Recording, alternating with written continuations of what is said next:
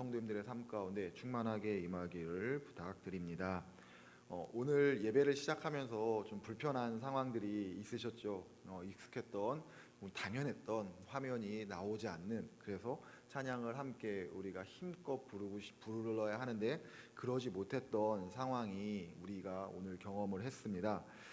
생각이 들었던 게 마지막 찬양 시선이라는 찬양을 이렇게 우리 전도사님께서 같이 나누자라고 했을 때 가사가 나오지 않는데 참 걱정이 된다.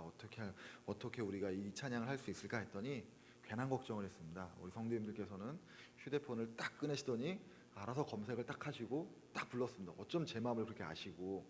만약에 휴대폰 꺼내는 거 못 봤으면은 제가 지금 휴대폰 꺼내서 가사 찾고 한번 다시 부르자라고 하고 싶었었는데 하셨기 때문에 그냥 이렇게 갑니다. 불편함 익숙하지 않은 게 분명하죠. 그런 우리에게 불편한 예배의 상황이나 환경이 한 것에 익숙해졌기 때문에 예배에 사람들이 말을 많이 합니다. 예배 가운데 상황과 환경이 중요한 것이 아니라 그 예배에 계신, 예배를 받으시는 하나님이 계심이 중요함을 깨달으시고 불편함 가운데 또 하나님 앞에 더 나아갈 수 있는 그런 기회로 삼으시기를 주님의 이름으로 부탁을 드립니다. 저에게는 초등학생인 아들이 한 명 있죠. 저희 아들한테 제가 매일같이 하는 질문이 있습니다. 아들, 세상에서 아빠가 제일 사랑하는 사람이 누군 줄 알아? 라는 질문입니다. 이 질문에 제 아들은 1초의 망설임도 없이 아주 확신에 찬 목소리로 대답을 합니다. 나 아빠 아들이라고 합니다. 자기가 아닐 수도 있는데 자기라고 합니다. 요즘은 업그레이드가 됐습니다. 제가 이제 사택에 딱 가면은 저희 집에 중문이 있는데 그 중문을 저희 아들이 딱 잠그고 저한테 말합니다. 아빠 암호. 그럼 제가 아들 사랑해 하면 열어줍니다. 혹시 다른 말 하면은 뭐 은서 사랑해 이러면 열어주질 않습니다. 그거 틀렸어라고 합니다. 부모와 자녀와의 관계는 세상에서 가장 특별한 관계다라고 말을 하죠. 이 특별한 관계 가운데 부모는 자녀를 위해서 모든 것을 다 해줘도 아깝지 않다라고 생각을 합니다. 사실 해줄 수만 있다면은 해줘도 또 해주고 싶은 것이 부모의 마음이 아닌가라는 생각이 듭니다. 이런 부모의 마음을 우리는 사랑하는 마음이다라고 표현을 하죠. 자녀를 사랑하기 때문에 모든 것을 다 희생하고 헌신하고 그것을 아낌없이 사용을 합니다. 이렇게 하면서 부모로서 바라는 것은 단 하나입니다. 자녀와 지금처럼 잘 지내는 것이죠. 조금 다른 표현을 하면은 부모와 자녀와의 관계가 친밀한 관계, 사랑의 관계를 계속 유지하면서 지내는 것입니다. 이러한 사랑의 관계는 자녀의 삶에서 사소하지만은 결코 사소하다라고 말할 수 없는 기적과도 같은 일들을 만들어냅니다. 사랑을 받고 자란 아이, 사랑으로 가득 찬 아이는 타인을 배려하고 존중하는 아이로 성장해 나아갑니다. 그래서 언제나 어디서나 누구에게나 환영받고 사랑받는 삶으로 나아가게 합니다.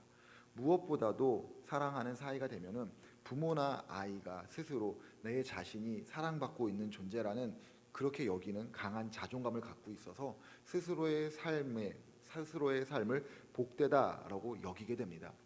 이와 같이 자녀뿐만 아니라 부모의 삶 역시도 한 개인의 삶이 완전히 바뀌어지는 것, 사랑해라는 그 한마디, 사랑을 주고받는 것으로 완전히 바뀌어지는 것을 보고 우리는 기적이다라고 말할 수 있겠죠.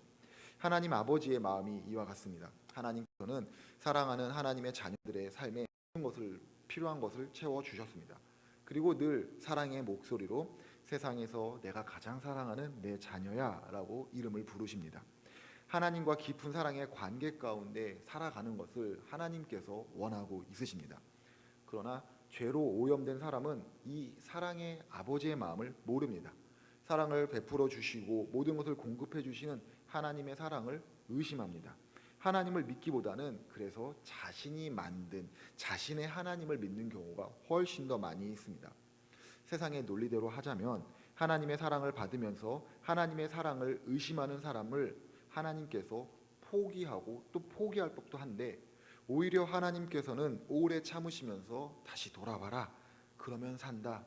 나는 너를 사랑한다. 나는 너를 사랑하기를 영원토록 포기하지 않는다. 라고 말씀하시고 선택한 이 하나님께서 사랑하기로 작정한 이에 대한 그 사랑을 포기하지 않고 보여주십니다. 포기하지 않으시는 하나님의 사랑은 예수 그리스도의 십자가를 통한 구원이라는 기적을 만들어냈습니다. 앞으로 함께 살필 이 호세아서에서는 이러한 끝없는 하나님의 사랑과 은혜에 대해서 기록을 하고 있습니다. 비록 표면적인 모습이 죄악을 자행하는 그 북이스라엘에 대한, 그리고 이스라엘 민족에 대한, 나아가 우리에 대한 심판의 경고이긴 하지만은 그 깊은 내면 가운데는 부인할 수 없는 하나님의 깊은 사랑이 담겨져 있습니다. 앞으로 함께 호세아서를 살피는 가운데 우리를 향해서 끝없는 사랑을 베풀어 주시는 그 하나님을 깊이 경험하시기를 부탁을 드립니다.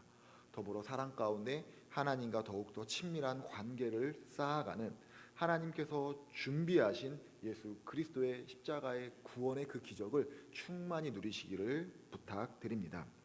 이제부터 호세아서를 살필 텐데, 호세아서를 살피고 말씀을 나누기 전에 오늘은 호세아서의 서론과도 같은 호세아가 누군지, 그가 살았던 시대는 어떤 시대인지를 한번 살펴보려고 합니다. 성경에서 호세아를 소개하는 말은 부엘리의 아들이라고 하는 이 한마디 뿐입니다. 1절 말씀을 우리 함께 읽겠습니다. 우시야와 요담과 아하스와 히스기야에 이어 유다 왕이 된 시대, 곧 요아스의 아들 여로보암이 이스라엘 왕이 된 시대에 부엘리의 아들 호세아에게 임한 여호와의 말씀이라. 아멘. 호세아의 아버지로 지금 소개가 되고 있는 부엘이는 알려진 사실이 없습니다. 다시 말해서 호세아의 아버지가 누구인지, 어떤 삶을 살았는지 우리는 알지 못합니다. 우리가 알 수 있는 것은 오직 호세아의 아버지라는 사람이 부엘이라는 이름을 가지고 있는 사람이다라는 것이죠. 부엘리는 철저한 베일 가운데 가려져 있는 인물입니다. 마찬가지로 호세아 역시 자신에 대해서 많은 것을 설명하지 않습니다. 호세아라는 이름의 뜻은 구원이라는 뜻인데 굉장히 특별한 의미를 가진 이름 같지만은 실제로 이 호세아 시대에는 굉장히 흔한 이름이었습니다. 이것은 호세아라는 사람이 흔한 이름으로 불렸으며 그 사람이 어떤 삶을 살았는지 특정하기에는 부족하다라는 것을 의미합니다. 곧 호세아가 어떠한 배경 가운데서 태어나서 어떠한 교육을 받아서 어떠한 이유로 선지자가 되었는지는 아무것도 알지 못한다는 겁니다. 호세아가 선지자로서 꽤 영향력 있는 삶을 살았음에도 불구하고 그 어떤 정보도 명확하지 않습니다. 왜 성경에서 호세아에 대한 정보를 알려주지 않는 걸까요? 성경에서는 호세아에 대해서 기록하고 있지 않는 걸까요? 호랑이는 죽으면 가죽을 남기고 사람이 죽으면 이름을 남긴다라고 하지 않습니까? 세상을 사는 사람들 가운데 자신의 이름을 남기고 싶지 않은 사람이 있다면 어디 있겠습니까? 세상을 사는 사람 모두 다 내 이름 석자 정도는 다 남기고 싶어 합니다. 호세아 역시 사람이지 않습니까? 그렇기 때문에 마음 한켠에는 세상 사람들처럼 자신의 이름이 남는 것을 바라는 지극히 인간적인 마음이 있었을 것입니다.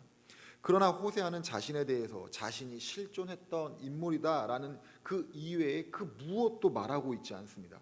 대신 호세아는 철저히 자신이 어떤 일을 했는지를 말합니다. 자신은 하나님이 말씀하시는 것을 듣고 그 말씀을 전하는 일만 했다라고 합니다.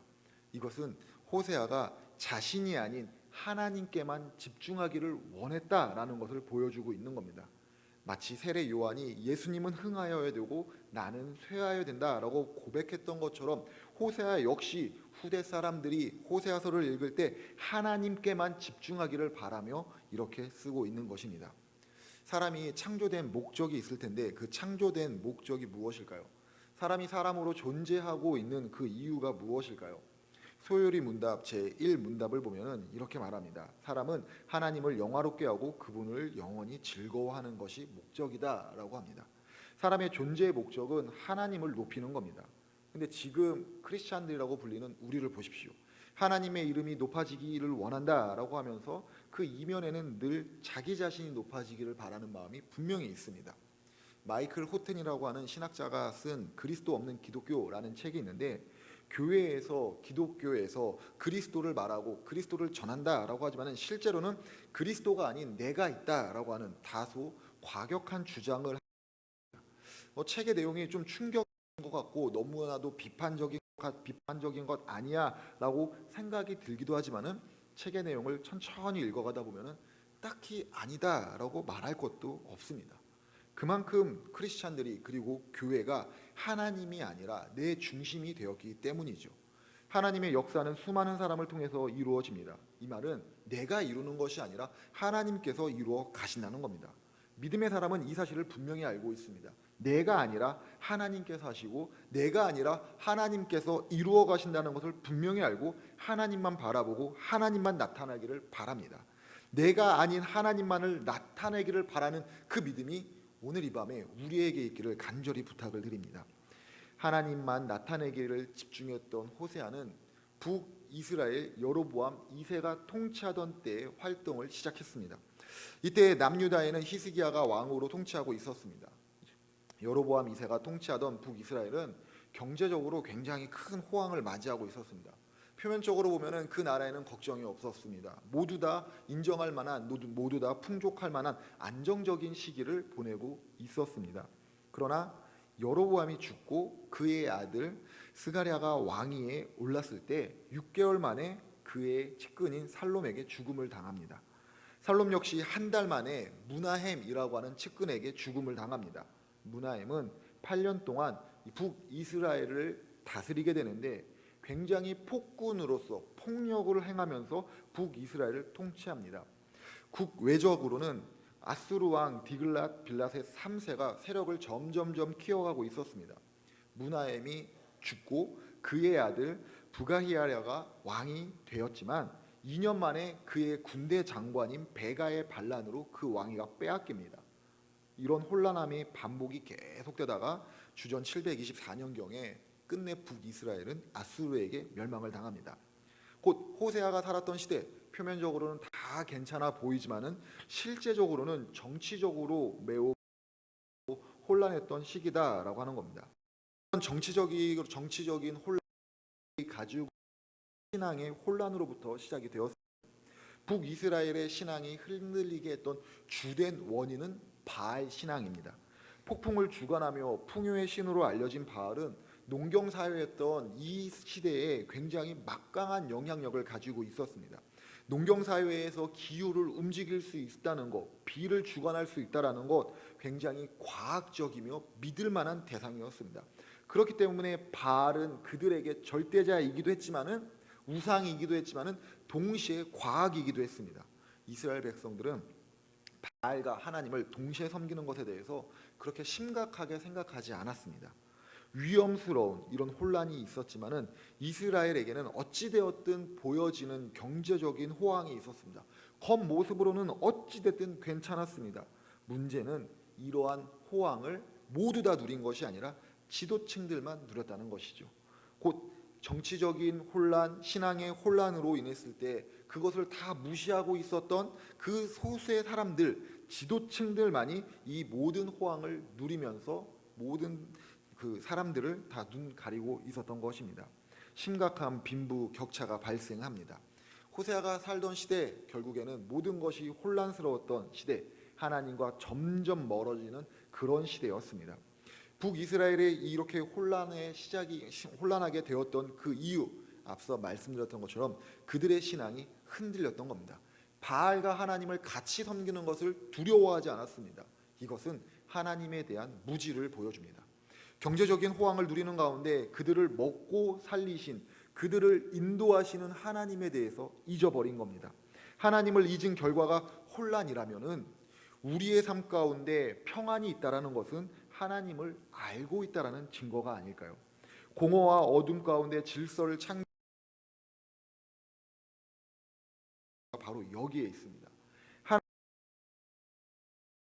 하나님과 더욱더 하나님을 더욱더 더 깊은 교제를 맺는 것, 시대를 살아 믿음의 사람들의 역할입니다. 상황이 어떠하더라도 믿음의 사람 반드시 그렇게 살아야 됩니다. 지금 우리 있는 시대의 가장 중요한 정보 아닙니까? 다른 말로 하면은 우리는 지금 이 시대에 정보를 이루는 지성의 시대에 살아가고 있습니다. 세상에서 말하는 지성은 증명되지 않는 것을 불확실하다라고 말하면서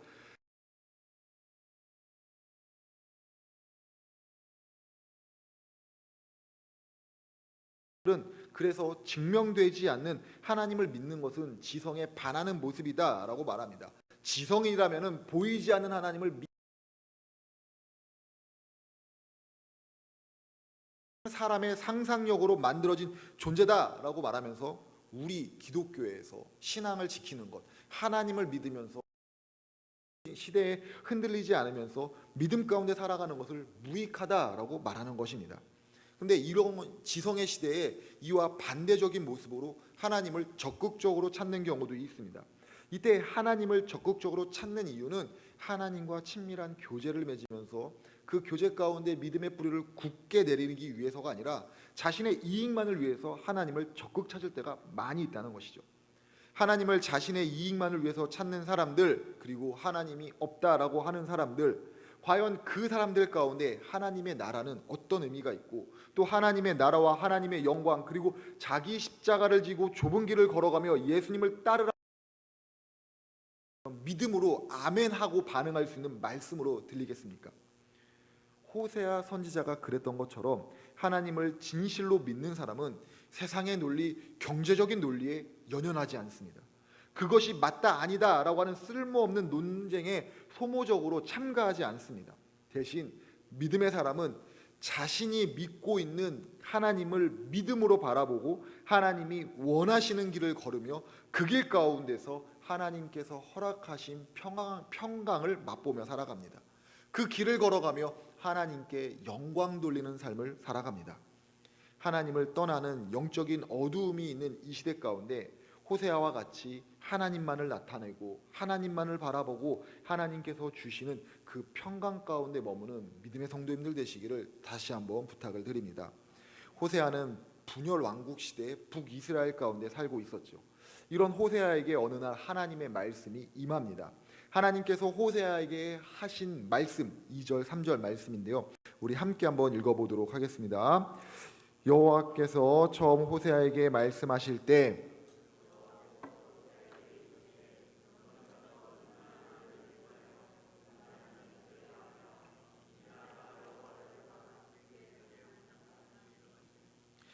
3절도 읽겠습니다. 이에 그가 가서 디블라임의 딸 고메를 맞이하였더니 고멜이 임신하여 아들을 낳으매. 하나님께서 호세아에게 처음으로 하셨던 결혼해서 자녀를 낳으라라고 하는 말씀입니다. 이와 같은 말씀이 임한 시점은 호세아가 선지자로 부름받고 사역을 시작한 지 얼마 되지 않았을 때입니다.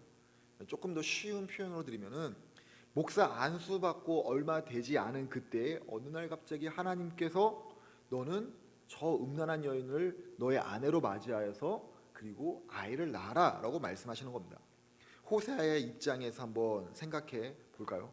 하나님께 부름을 받았다라고 하는 책임감, 자부심 가운데 하나님의 말씀을 열심으로 선포하고 있었을 겁니다. 자신에게 주신 사명을 감당하는 것이 때로는 버겁고 힘겨울 수도 있었지만은 자신을 불러주시고 자신을 선택하여 주신, 그래서 사명을 주신 하나님께 감사하면서 진실로 그 사역을 감당했을 겁니다.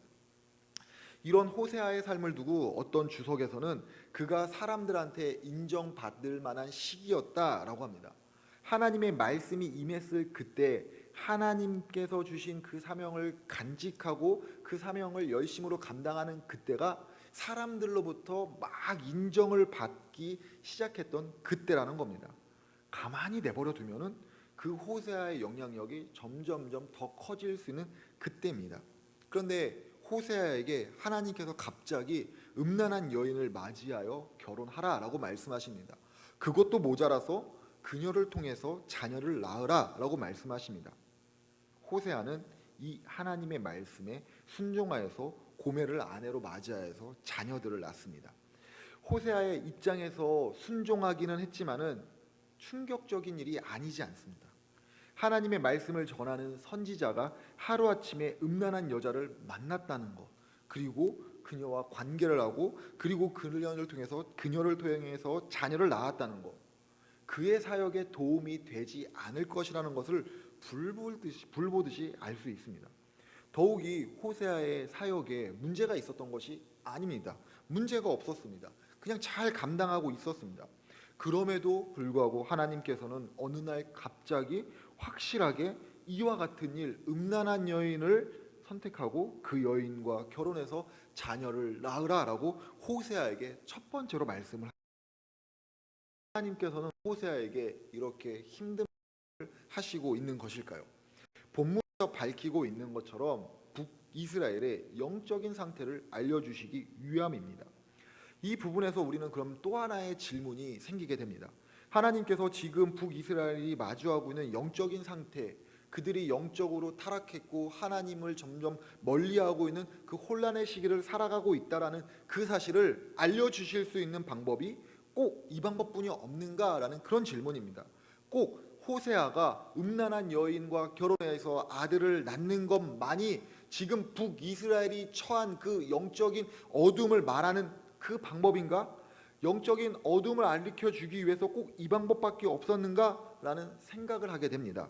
하나님이신데 다른 방법도 있는 것 아닌가라는 그 질문이 자연스럽게 생깁니다. 물론 하나님은 하나님이시기 때문에 우리가 상상하지도 못한 방법, 생각하지도 못한 그 방법, 다른 방법을 통해서 더 확실하게 그들이 처한, 그들이 마주하고 있는 그 영적인 어둠에 대해서도 말씀해 주실 수도 있습니다. 그러나 그렇게 한들 모두가 주목하지 않는다면은, 그렇게 한들 모두가 주목하게 하는 말씀이 아니었다면은, 하나님께서 아무리 그 증거를 보여주시고 말씀을 전하심에도 불구하고 이스라엘 백성들이 그 말씀을 깨닫지 못한다면은, 아니 듣고자 하는 그 마음조차 없다면은 하나님께서는 어떤 방법을 쓰시겠습니까? 듣고도 이해하지 못하니 이제는 내가 너희들에게 보여주겠다라고 하시는 것입니다. 북이스라엘 백성들의 영적인 상태, 하나님의 말씀을 듣지 않는 그 상태를 고려해서 하나님께서는 들려주심이 아니라 보여주시는 방법으로 선택하신 겁니다. 듣고 이해할 수 없다면 보고 이해하라라는 그런 마음이십니다. 그런데 이건 역시도 하나님의 입장에서 생각해 보면은 하나님을 떠난 이스라엘을 향해서 굳이 이렇게까지 하실 수가 있을까라는 생각이 듭니다. 떠나니까 하나님과 바알을 같이 섬기고 있지 않습니까? 그럼 하나님께서 그냥 그들을 포기하셔도 되는, 심판이 있다라고 말씀하시고 심판을 하시면 되는 것 아닙니까? 그러나 우리가 알고 있는 것처럼 하나님께서는 이렇게 금방 심판하지 않으십니다. 말씀하시고 그냥 그들에게 심판을 바로 하시지 않습니다. 말씀을 듣고 이해하지 못한다라고 해서 그들을 버리시지 않습니다. 보여주고 이해하지 못한다라고 해서 그들을 또 버리지도 않습니다. 경고하시고 때로는 달래시면서 어떻게든 그들이 하나님의 말씀을 깨닫고 하나님의 마음을 깨닫고 하나님께로 돌아오기를 바라십니다. 왜 그러시는 겁니까? 도대체 이런 것을 왜 보여주시는 것입니까? 이스라엘 백성들을 사랑하시기 때문이죠. 다시 말해 하나님께서는 호세아를 통해서 하나님을 떠난 북이스라엘에게 지금의 영적인 상태를 고발하시는 동시에 계속 그렇게 될 경우에 하나님의 심판이 있다는 것을 말씀하신 것에서 끝나는 것이 아니라, 그러니 제발 돌아와라, 그러니 제발 하나님의 말씀을 들어라, 그러니 제발 나와 관계를 회복하자, 나를 더 깊이 알아라 라고 말씀하시는 것입니다. 그 사랑의 마음으로 그 사랑을 보여주시고자 호세아에게 음란한 여인과 결혼하여 아들을 낳으라, 자녀를 낳으라 말씀하시는 것입니다. 하나님의 마음은 결코 심판에 있지 않습니다. 하나님의 마음은 사랑에 있습니다. 하나님께 죄를 범하고 하나님을 아프게 하여서 심판을 받는다라고 하여도 하나님의 마음은 심판 그 자체가 아니라 회복 가운데 있는, 회복하게 하는 그 사랑 가운데 있다는 것을 우리는 잊어서는 안 됩니다. 이와 같이 말로 다 설명할 수 없는 하나님의 크신 사랑이 호세아 시대뿐만이 아니라 오늘을 살아가고 있는, 지금 이 시대를 살아가고 있는 우리에게도 분명하게 임했습니다. 죄악 가운데 살면서 죽음을 향해 가던 우리에게 어느 날 갑자기만 십자가 사랑을 한번, 세상에서 온갖 어려움을 서러움으로부터 나를 살리신 십자가의 사랑이 있다는 사실을 경험했을 때, 첫사랑을 경험했던 그때를 한번 떠올려 보십시오. 내가 무엇이기에, 우리가 무엇이기에, 내게 어떤 공로가 있기에 하나님 내게 이렇게 크신 사랑을 주시는가? 첫사랑의 그때 우리의 마음에, 우리의 입술에 감사만이 있었습니다. 근데 지금 우리는 어떻습니까? 그 첫사랑이 있다라고 말하지만은, 첫사랑의 때가 있다라고 분명히 말하지만은, 그때의 그 감사와 그 감격이 여전히 있습니까?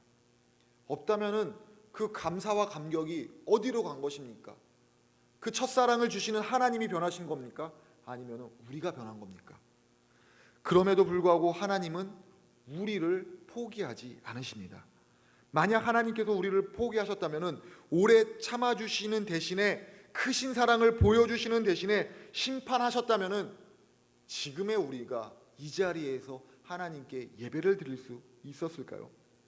지금 우리가 이 자리에 있다라는 것, 그리고 지금 이 자리 가운데 하나님의 말씀이 우리에게 들려지고 있다라는 것, 그리고 우리가 이 자리에서 하나님을 다시 한번 바라볼 수 있다라는 것, 하나님이 나를 포기하지 않으시고 나를 사랑하시고 나를 회복하기를 원하신다는 것을 우리는 기억해야 합니다. 하나님의 이러한 사랑은 준비된 기적인 예수 그리스도의 구원을 경험하게 됩니다. 하나님께서 준비하신 십자가 사랑의 그 기적이 지금도 유효하다라는 사실을 우리 다 같이 기억하시길 바랍니다. 지금 우리가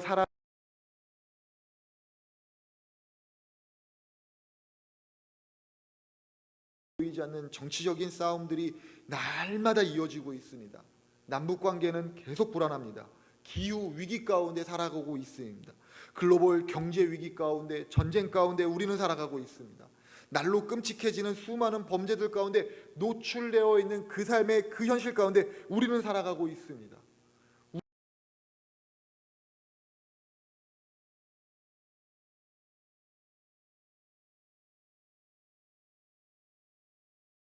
가운데 우리는 살아가고 있습니다. 정말 하나님의 심판이 임해도 아무것도 이상하지 않는다고 말하는 그런 영적인 어둠 가운데, 혹 사람들은 이런 시대를 보면서 이제는 방법이 없다라고 말합니다. 그러나 이런 어둠의 시대에도, 절망의 시대에도 여전히 하나님의 말씀은 선포되고 있습니다. 여전히 수많은 그리스도인들이 믿음 가운데 주님 앞에 나아가 세상의 빛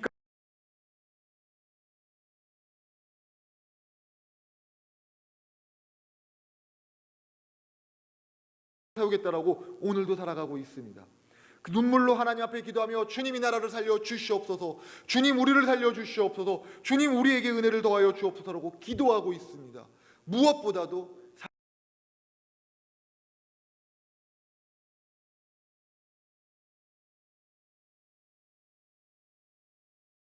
바꾸실 수 있는 그 하나님의 사랑을 의지하며 하나님 앞에 나아가야 됩니다.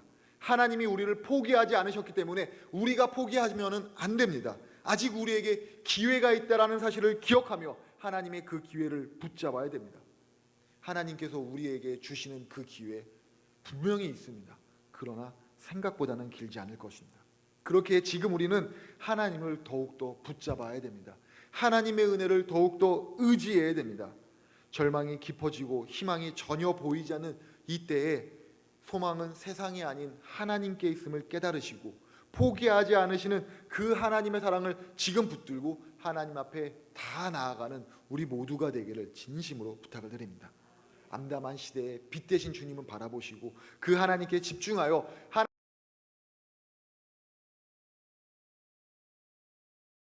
함께 기도하도록 하겠습니다.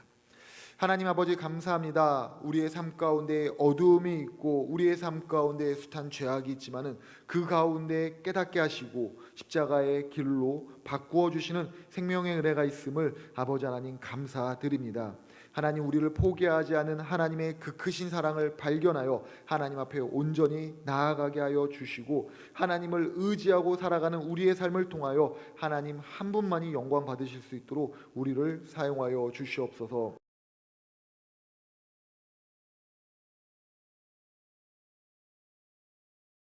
간절한 기도의 제목들을 하나님께 아뢰는 동시에 이 시대와 이 세계를 향한 하나님의 마음을 품고 더불어 기도할 수 있도록 역사하여 주시옵소서.